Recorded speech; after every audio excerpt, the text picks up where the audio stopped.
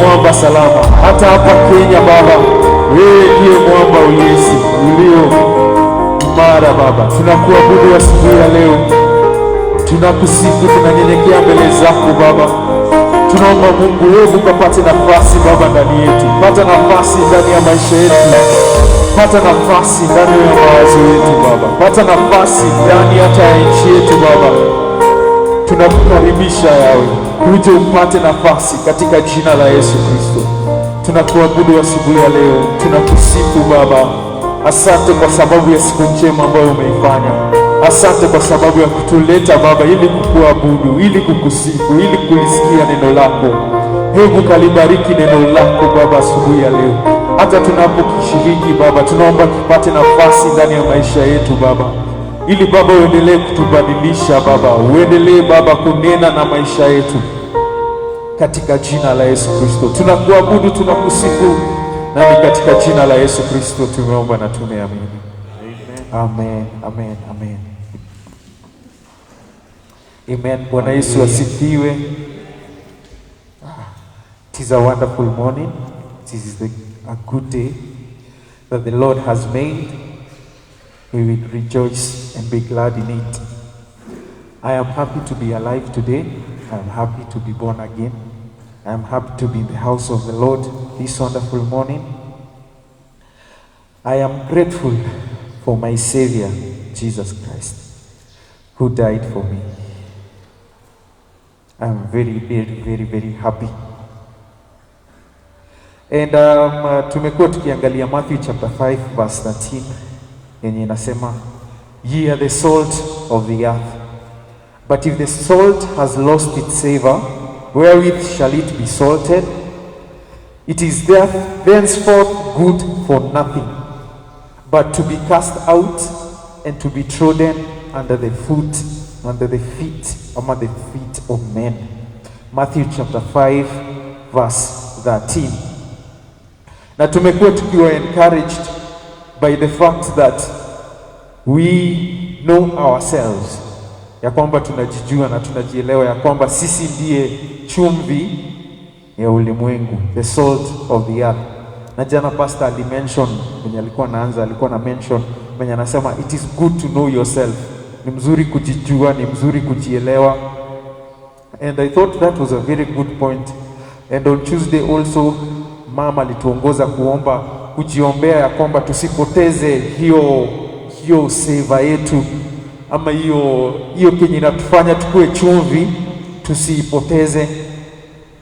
And we prayed for that, na ni maombi pia niliendelea kujiombea. Hata wewe I hope ulikuwa unaendelea kujiombea ya kwamba Mungu atusaidie tukue hii chumvi, vile ambavyo Mungu anaiona na vile ambavyo anaieleza, ya kwamba tuko na purpose, ya kwamba sisi ni watu tuna preserve hii ulimwengu, ya kwamba tunaleta upya, ya kwamba tunaleta flavor, ya kwamba tunafanya kazi tukiwa tumenyamaza without complaining, ya kwamba tuna spread all over, ya kwamba venye Mungu anatuona kama chumvi ya ulimwengu, tunajiombea kwamba Mungu atatusaidia kukua hivyo, kukua vile ambavyo yeye anasema. Na mimi leo nitauliza how did we become the salt? How did we become the salt? Kwa hivyo before tukue salt, what happened ndio tukakuwa hiyo chumvi. Na that is what I will want to talk about today, and even as we pray for our country, because now our country, unajua nchi yetu generally, Kenya has been chosen by God. Kenya tu venye iko hivyo as a nation imechaguliwa na Mungu. So as a country we are the salt of the earth. So how did we come to become, yani kulifanyika aje ndio tukakuwa the salt of the earth? Na nitaenda James chapter 1 verse 17 and verse 18, verse 19 and verse 20. Verse 19 and verse 20 nitatumia kuongelelea application ya kwamba kile ambacho tunafaa kufanya kama chumvi, lakini verse 17 and verse 18 nataka explain how we became the salt in the first place. How we became the salt in the first place. James chapter 1 verse 17 and verse 18. Na nitaisoma na Kizungu, the King James version. Inasema, every good gift and every perfect gift is from above, and cometh down from the Father of lights, with whom is no variableness, neither shadow of turning. James hapa anaanza na kuexplain na kusema ya kwamba everything that is good and everything that is perfect inatoka kutoka kwa Mungu, na it comes from the Father of lights, Baba wa mianga ama Baba wetu wa mbinguni, kwa sababu yeye ndio Baba wa mianga. Na anasema ya kwamba kutoka kwa Mungu ama kutoka kwa Baba wetu wa mbinguni ndio kunatoka kila kitu ambacho ni kizuri na kila kitu ambacho ni chema. Nchi yetu tuna enjoy peace which is good, and that comes only from God. Nchi yetu pia kama yesterday when the president was reading his speech, kama ulikuwa unamsikiliza, hata ukiweza kumsikiliza utasikia akiongelelea a lot of advancement and a lot of improvements that has happened during his tenure as the president of our country for the past 9 years. And we can see that our country has become a great nation, and it has laid a very good foundation. And it was just a positive report that was coming from our president yesterday. And all this, tunaweza toa wapi credit yote? Hii credit yote inakuja tu kutoka kwa Mungu. Mungu ndio ametuwezesha kama nchi kukua vile ambavyo tuko. It is all because of God. Every good gift and every perfect gift comes from above. Hata wewe personally kwa maisha yako, ile health unaenjoy, ile usalama unaenjoy, zile mavazi zenye unavaa, zile chakula na maji ambazo unatumia, ile afya ambayo uko nayo, those are good gifts. Jamii ambayo tuko nayo, wazazi wetu, watoto wetu, ndugu zetu, dada zetu, wote ambao tuko nao, everything that is good and everything that is perfect comes from God himself, with whom, na anaendelea kusema, with whom is no variableness neither shadow of turning. Hapo anamaanisha ya kwamba kutoka kwa Mungu akitupatia these gifts, Mungu akitupatia hizi vitu nzuri, yeye hananga ubaya ndani yake.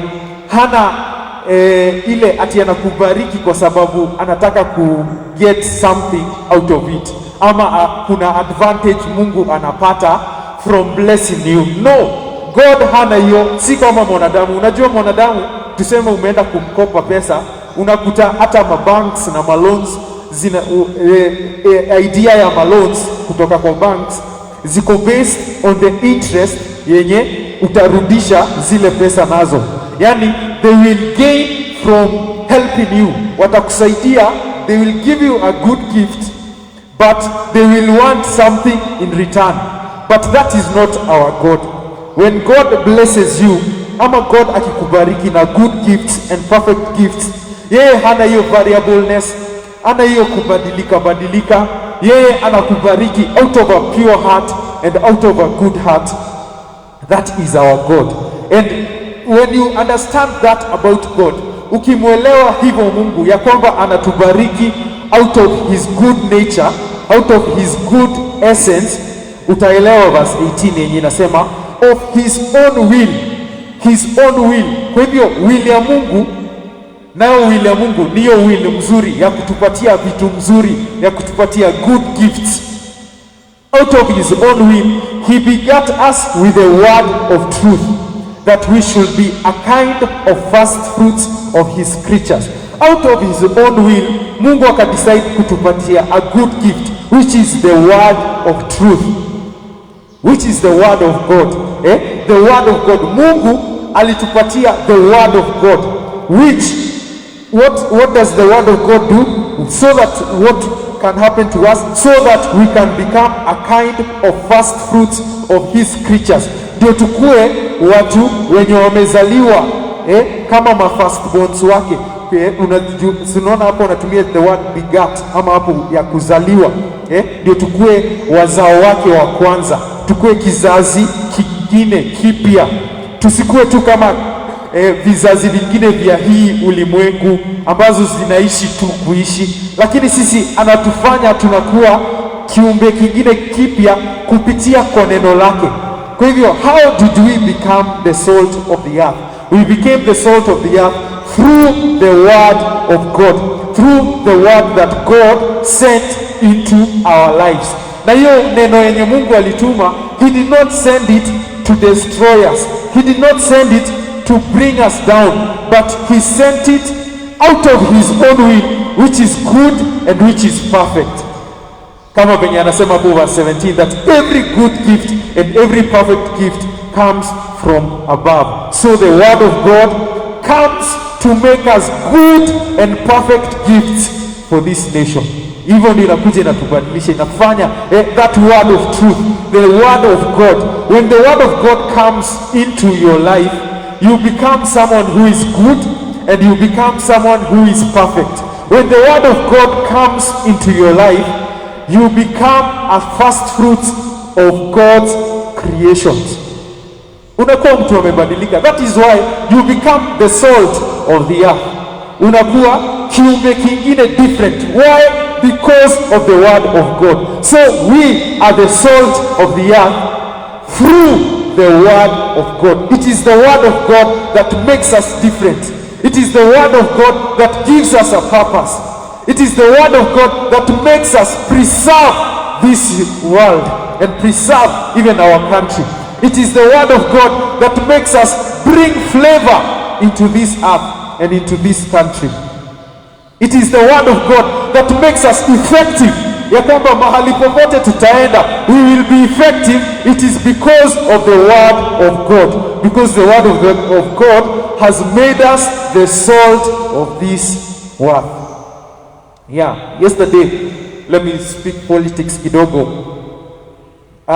We came to realize that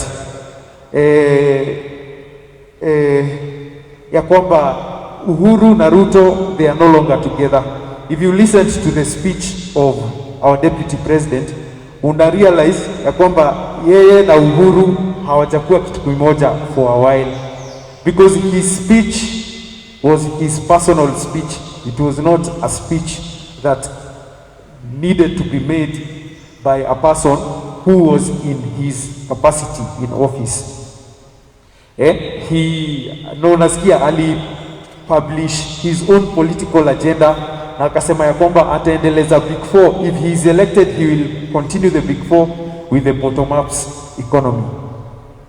Yeah, and you realize that the president, when he came, he did not speak about any kind of politics. Ali maintain legacy yake, aliongelelea legacy yake. So as you can see, the political landscape has also changed. The political landscape has also changed. Raila naye alikuwa anaongelelea history. He talked about the history of our country and the history of the Madaraka Day and the Mashujaa Day. And then akasema, he ended by saying that Raila amepanda mlima, claiming that he has found favor with the mountain people. With the mountain people. As you can see, sasa landscape imechange politically. Politics za Kenya sasa zimeanza sasa kuchacha. Hii ilikuwa ni kama head start ya politics now in Kenya. I wonder by 2022, by August next year, sijui politics zitakuwa zimefika wapi, kwa sababu saa hii already politics ziko very very high, zinawaka moto kuwaka moto. So mimi kama mtu mwenye niko na neno la Mungu ndani yangu, kama the salt of the earth, how am I supposed to react and to behave during this time, during this political season? Tutaendelea na verse 18 and verse 19. Verse 19 and verse 20 yenye inasema, wherefore my beloved brethren, sisi kama salt of the earth, sisi kama first fruit wenye tumechaguliwa, wenye we have become the salt of the earth through the word of God. Sikia, the word of God continues to tell us that, wherefore my beloved brethren, let every man be swift to hear, slow to speak, and slow to wrath. For the wrath of man worketh not the righteousness of God. So the difference that we are going to have with the world, difference sisi kama Wakristo, is this: sisi tutakuwa watu wa kusikiliza. Hii time tutege masikio tusikilize sana. And then number 2, tupunguze kuongea juu ya kudiscuss sana story ya politics, story ya Uhuru, story ya Ruto, story ya Raila. We reduce it. don't argue so much. Usibishane na watu, usijipate kwa debates, political debates. That is not the way to go.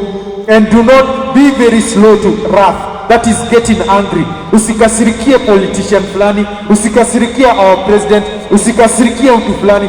This is the way to go. This is how to react in this particular time for the wrath of man, kwa sababu hizo maovu zenye zita come up from all these political discussions, for the wrath of man worketh not the righteousness of God.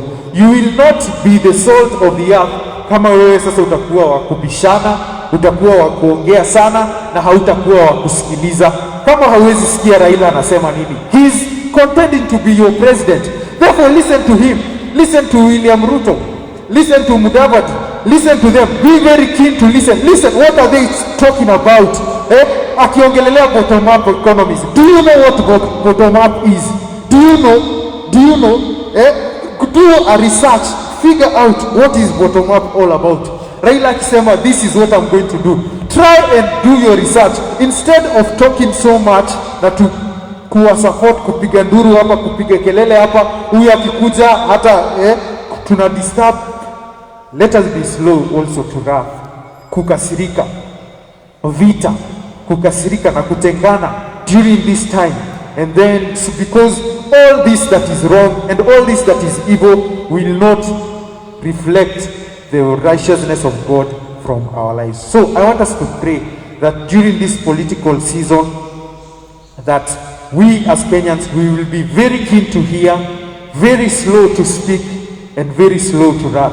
Tupunguze in the spiritual realm, wacha tupunguze maasira, wacha tuweke pause on speaking a lot na kudiscuss na madebates mingi, na wacha tuombe Mungu atufungue masikio tupate kusikia kenye kinakuja mbele yetu, na tupate pia understand what is going on, because that is our responsibility as the salt of the earth. So in a minute or two, I want us to go before the Lord and pray for our country, that we will be swift to hear, we will be slow to speak, and we will be slow to wrath, because that is what we as the salt of the earth are required to do for our country. In the name of Jesus, for a few minutes I want us to go before the Lord and tell the Lord to enable us to do these three things in the name of Jesus Christ. Father, thank you so much, because this morning, Father, wewe Mungu, you have made us the salt of the earth through your word, which you have spoken to us, O God. And your word, O Father, has brought a difference in my life. Your word has changed me, and it has made me who I am today, Father. And I am grateful, my God, because you have not made me a bad gift to my country. You have made me a good and a perfect gift for my country, O God. And today, my Father, you have selected me to be the salt, so that during this particular time, this special time of our country, as the politics of this country is heating up, O God, na tuko karibu Mungu hata kufanya uchaguzi, Baba Mungu, tunaombea nchi yetu ya kwamba Baba Mungu utatupatia hekima, Baba Mungu, kama chumvi ya hii ulimwengu, Baba tusaidie kuwa swift kusikiliza kile ambacho Baba Mungu kina neno, Baba, na wanasiasa wetu na viongozi wetu tusaidie kuwa wa kusikia, na Baba kupunguza kubishana, kupunguza kuongea sana, kupunguza Baba maneno mengi Baba ambayo hayana Baba kuleta baraka Baba maishani wetu, yanachangia tu kuleta mgawanyiko, yanachangia tu kuleta maasira Baba Mungu. Ninakuomba Baba, hebu kanisaidie Baba kama Mkenya Baba, kuwa nimezaliwa katika hii neno lako,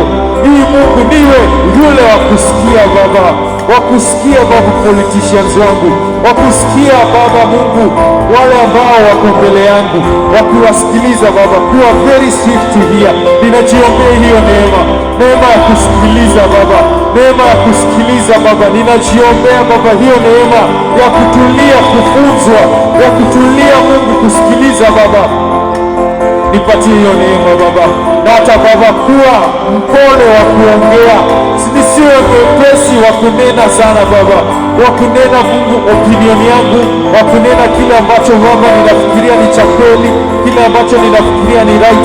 Nisaidie Baba, nisikuwe wa kunena tunakurukia tu mambo, kurukia tu debates, kurukia tu Baba arguments Baba, kubishana Baba.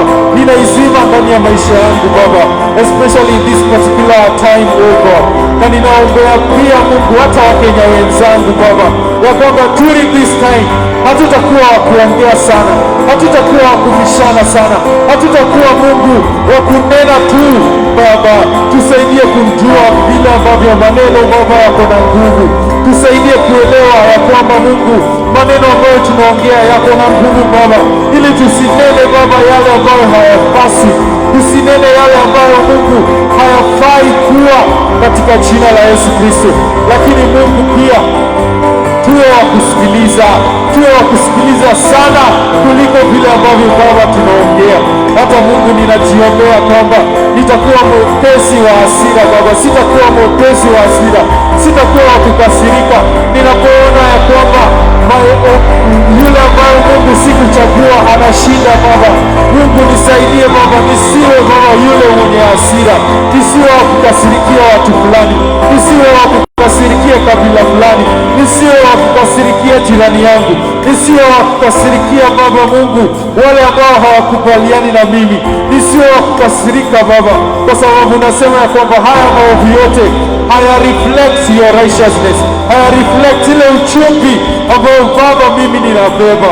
Nisaidie Mfalme kuweka uovu mbali na mimi, nisaidie kuweka uovu Baba mbali na mimi, nisaidie Baba, nipe hekima kuelewa Baba kile ambacho Mungu kinazungumziwa. Nisikie Baba, nielewe, nipate ku make a better decision, nipate ku make the right decision Father that is necessary for our country, in the mighty name of Jesus Christ my Father. This morning oh God, I pray for my country oh God, I pray for the men and women of this country my Father. Ninajileta Baba mbele yako Baba, nikiomba Mungu tukumbuke, nikiomba Mungu tusaidie, nikiomba Mungu tuhifadhi, nikiomba Mungu tuwezeshe Baba during this time Baba. Mungu tukikushukuru kwa sababu ya vile ambavyo Mungu tunasikia nchi yetu imesonga mbele, kusikia vile ambavyo nchi yetu Baba imefanikiwa, vile ambavyo nchi yetu Baba despite Baba ile situation ambayo Baba tumekuwa nayo in the past 1 year ya magonjwa Baba Mungu hapa Kenya. Baba Mungu, ekonomi yetu Baba tunasikia kwamba ilipata hata kukua Baba, hata inaprojektiwa kuendelea kukua in the coming year my Father. Na Mungu tunashukuru Jehova, kwa sababu every good gift and every perfect gift comes from you.